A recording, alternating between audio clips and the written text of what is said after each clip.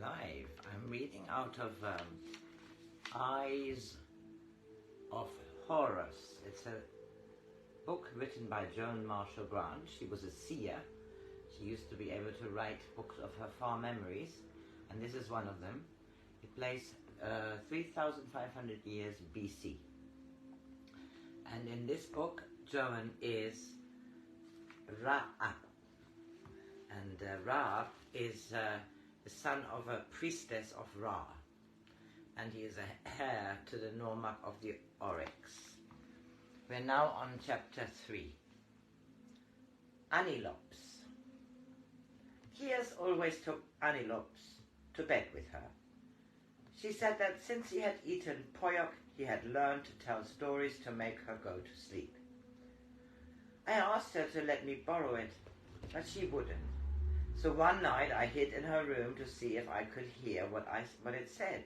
But ANILOPs just went on being a toy, and the only thing I heard was Kias talking to it. Because of her believing in ANILOPs, I minded, because she wouldn't believe in my dreams. She liked me telling her about them, but she never thought they were things I had really done. She used to say, "Of course, I understand about those sorts of things. ANILOPs and I have adventures too." One day, when I was trying to make her understand that mine were different, she said, "Last night, just before my bath, 2 crocodiles came out of the water jar. They were very fierce, and their teeth were 5 cubits long. They would have eaten me right up if ANILOPs hadn't roared at them. Then he bit their tails so that they grew as small as mice with fright and scuttled away down the drain in the floor." Kias, you know that's not true. What I told you about really happened. It wasn't just a silly story I'd imagined. I don't think it's a silly story. I think it's a lovely story. Did I tell you what ANILOPs did only the day before yesterday? I was tired of hearing about ANILOPs, but I knew it was no use trying to stop Kias when she had made up her mind. "Well," she said, trying to speak very impressively, "this is what happened. I got up very early in the morning when it was still dark, and I went for a long walk till I came to a big lake in the middle of nothing.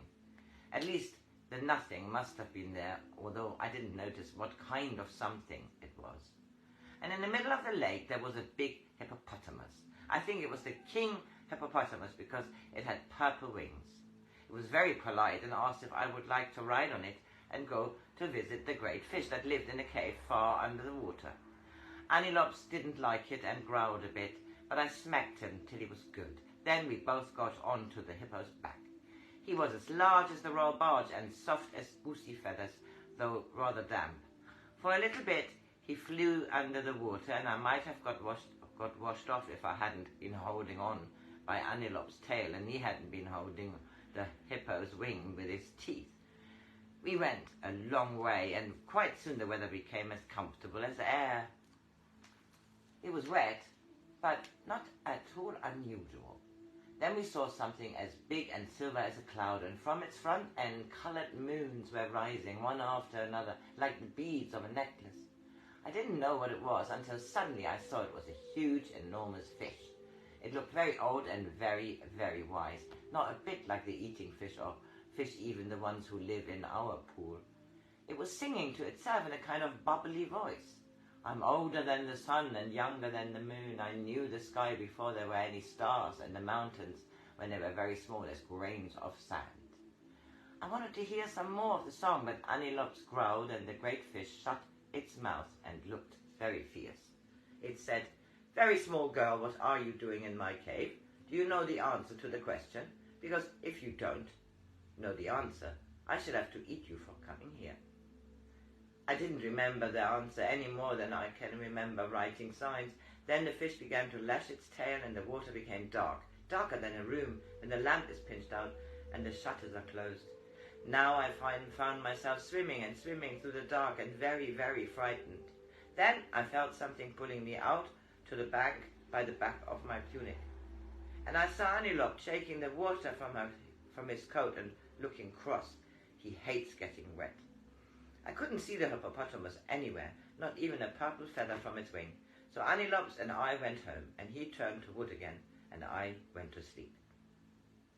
So, you see, I do understand your stories, Raab, because the same sort of things happens to me. You don't understand. I thought you would, but you don't. My dreams aren't just things I made up. I don't behave like a silly child when I go to sleep. I do very important grown-up kind of things, not ordinary 6-year-old everyday adventures. My adventures aren't ordinary. You're jealous because you never thought of dreaming about hippopotamus with wings. I tried to think which of all the things I remember doing would impress her most. Well, I can fly when I'm asleep. I don't need a silly hippopotamus to ride on. I can fly like a bird without any wings. A bird without any wings couldn't fly. Don't be silly. I mean, I can fly without wings like a bird with wings. You're only trying to be tiresome. Really, Raab, I'm not. You try to make me into your dreams, and I'll try to take you into mine. And then we'll know whose are the most real. Try, Raab, promise. You'll try. The very next morning, we're both asleep. It would be nice to have Kios in my dreams. It wouldn't be so lonely if I had her to talk to about them. Even Nektar didn't really understand, though he used long words to explain what I did when I was free of my body. But it wasn't the same as having somebody who knew exactly what it felt like. I'll try to make you with me. I'll try to take you with me.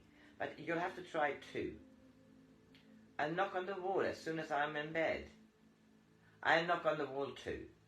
Then you must say, I'll go with Raab into his dream. I will go with Raab into his dream. Say it over and over again, very loud, inside your head.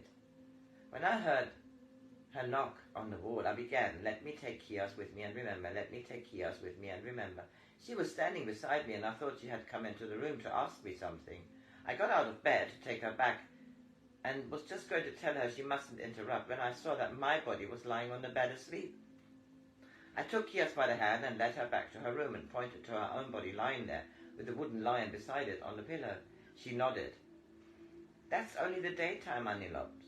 I can't think where he's gone to. It's naughty of him to run away. Wait, there he is.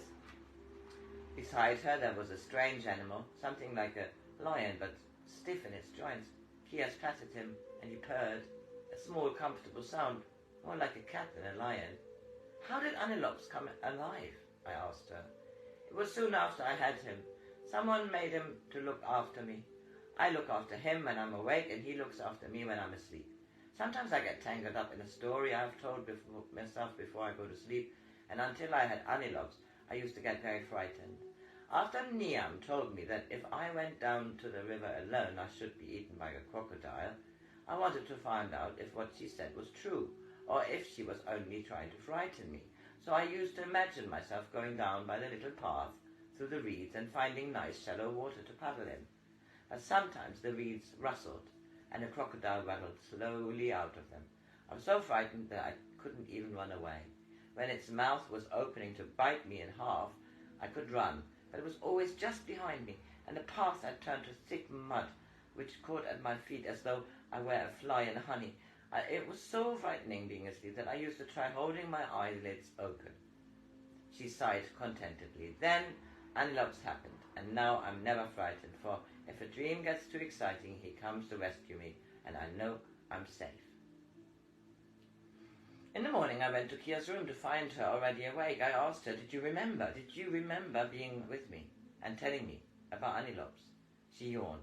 Of course I can remember telling you about ANILOP, but that wasn't in a dream. It was yesterday. No, Kios, I don't mean you were telling me about him down here. I mean when we were both asleep.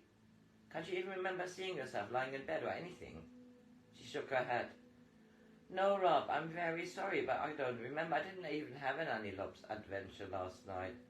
I did try most awfully hard, just as you told me, and then it was morning and you came in. And that was everything that happened. I was so disappointed I wanted to shake her, but she looked so small and worried I couldn't go on being cross with her for long. It's all right, Kios, I said. Let's go and bathe. And if the moment you're dry you forget we've been swimming, I don't mind. That was lovely. The next one is the maker of amulets.